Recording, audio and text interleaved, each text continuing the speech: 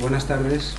La clase de hoy está dedicada a los castrati, es parte del programa. Ya saben que hay una página. Lo que tienen en programa no es tanto como van a ver aquí, lo que se les va a preguntar mayormente es de programa.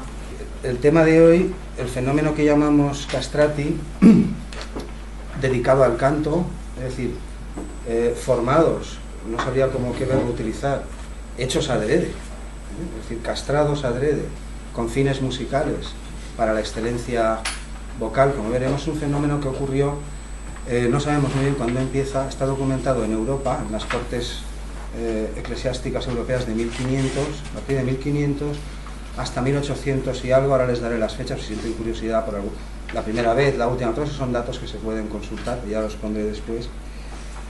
Abarcó más o menos esos 2 siglos y pico, hasta 1800 y algo. En torno a 1820 aproximadamente son los tiempos de Beethoven. Ya ha pasado la revolución, ya estamos en el nuevo siglo. Su papel, es decir, ocuparon en las óperas, que era un espectáculo masivo y por doquier en toda Europa durante varios siglos, desde Monteverdi, bueno, hasta hoy. Ocuparon, digo, los papeles principales, es decir, las solistas, las voces solistas agudas no eran mujeres, sino que eran castrati. Esto es lo que vamos a ver hoy. Este fenómeno, musicalmente hablando, llegó hasta 1800 y poco, aunque hubo algún papa en 1700, en tiempos de Bach, que ya intentó que no cantasen en las iglesias. Es decir, no pudo meterse en lo del teatro porque claro, eran los que arrastraban el negocio en todas partes. Pero en las iglesias, que ya les informé de que también había castrati, ahora lo aclararé todo, en muchas capillas había plazas donde había un castrati, ¿no? También intentó que no se les dejase cantar ahí en las iglesias, pero su popularidad en 1700 era tal que la gente dejó de ir a la iglesia. Tengo por ahí la cita, luego si quieren les doy el dato. Hubo algún intento de prohibirlos antes, en tiempos de Bach, pero siguieron ocupando los principales papeles y la gente iba a verlos a ellos. Hasta 1800. A partir de ese momento, su papel es devuelto a sus legítimos poseedores, no sé cómo decir esto, a los tenores heroicos que llaman, que son toda la larga tradición hasta hoy, todos los que conocen ustedes, y ahora veremos algunos, y a las cantantes femeninas, las más famosas de las cuales en estos tiempos, durante 1800, fueron españolas, hijas de Manuel García, era el tenor favorito de Rossini, ahora lo veremos. Es decir, lo que llamamos la última etapa del bel canto, quienes detentaron esos papeles fueron sopranos de las mejores, mientras que hasta 1820 fueron estos personajes. En realidad, el vocablo bel canto, la palabra como tal, la expresión bel canto, no comenzó a utilizarse hasta mitad del siglo XIX aproximadamente. Aquí ellos ya no estaban, ya no eran las primeras figuras de la ópera.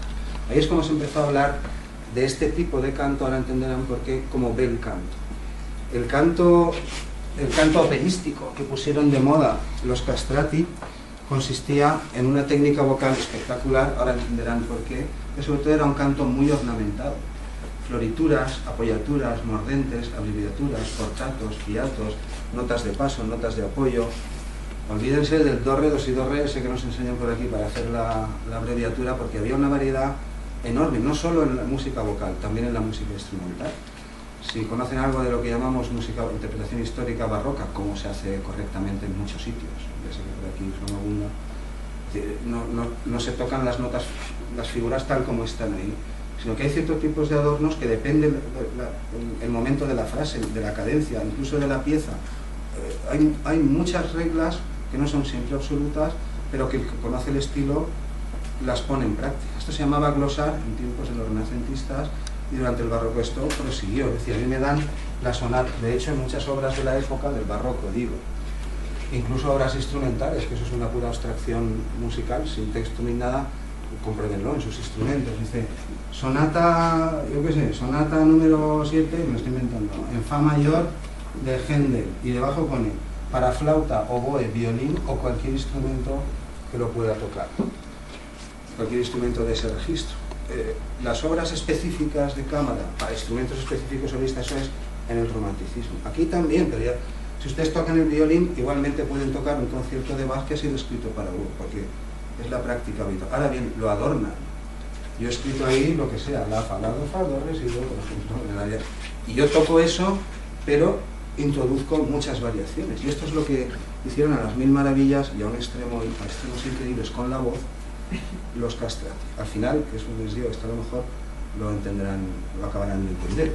Es decir, el estilo es un estilo ricamente ornamentado, eso aparte de la potencia, aparte de la altura, que llegaban mucho más agudo, y aparte de las cosas que iremos viendo, pero ténganlo en cuenta.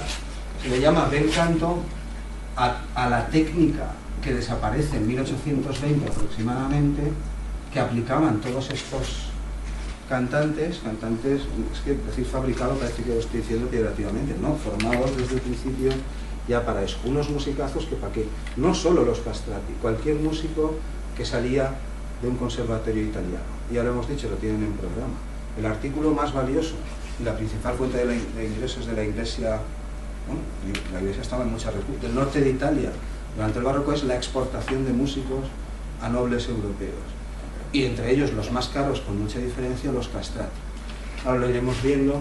Es decir, bel canto es un estilo de canto que se desarrolla desde 1600 y pico, ciertamente no son los tiempos de Monteverdi, pero un poco después sí, desde 1600 y pico si quieren, hasta 1900, solo que en último siglo, digámoslo así, o casi, ya no son los castrati las primas donas, ahora estoy hablando con propiedad, las primeras figuras femeninas de la escena, sino que en este último tramo, tiempos de Rossini y todos, Donizetti y todos ellos, les llamamos prerrománticos, posclásicos, están a caballo entre Mozart y el romanticismo.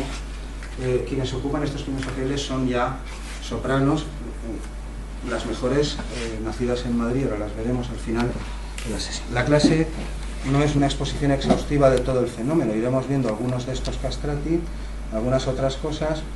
También les explicaré en un momento cómo es posible que un varón, por qué ocurre eso, por qué ocurrió, que un varón pueda cantar más agudo durante mucho más tiempo, hacer más florituras con más potencia que una fémina, siendo así que por naturaleza nuestra especie, que es sapiens, tiene dimorfismo sexual y en muchas cosas pues somos diferentes.